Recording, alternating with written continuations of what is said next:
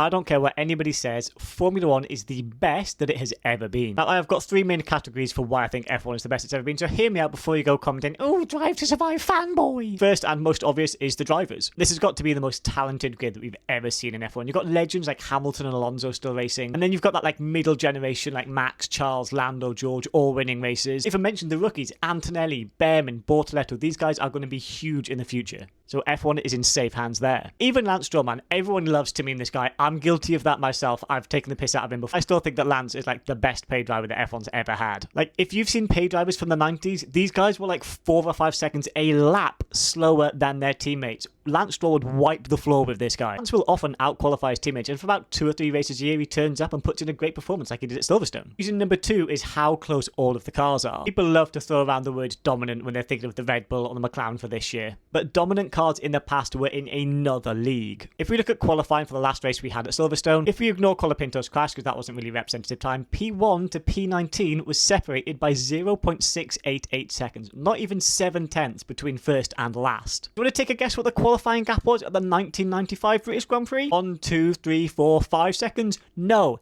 8.5 seconds from first to last. 8.5! If you were a backmarker team back in the 90s, there's no point you even turning up. Compared to these days, Nico Hülkenberg getting on the podium for Sauber, that would not have happened in the 90s, except for Monaco in 1996 when it did happen because like 19 cars DNF, but that's a story for another day. Finally, the graphics, the coverage that we get of Formula 1 these days is spectacular. Who's old enough to remember Formula 1 being shown on ITV? Do you remember those days? Cars about to go for an overtake into turn 1, really exciting. Then boom, 2-for-1 sausages at Tesco. Ad breaks in the middle of Formula 1 races. Can you believe it? And when you finally come back from the ads, there's like 5 cars in the wall. It's been red flagged. And I hope you're not hoping for a replay, because guess what? We haven't got a replay. We've got 1 static shot and it cut to it too late. So they missed the crash. Compare that to these days. You've got a helmet cam. You've got a million different off-board cameras, helicopters, drones, static cameras on almost every single corner. And what about this that they added at Silverstone, where you can see the different lines the drivers are taking? Sure, this is someone in 1970. They will not believe you. So if you still think that Formula 1 is not the best it's ever been, you're lying to yourself.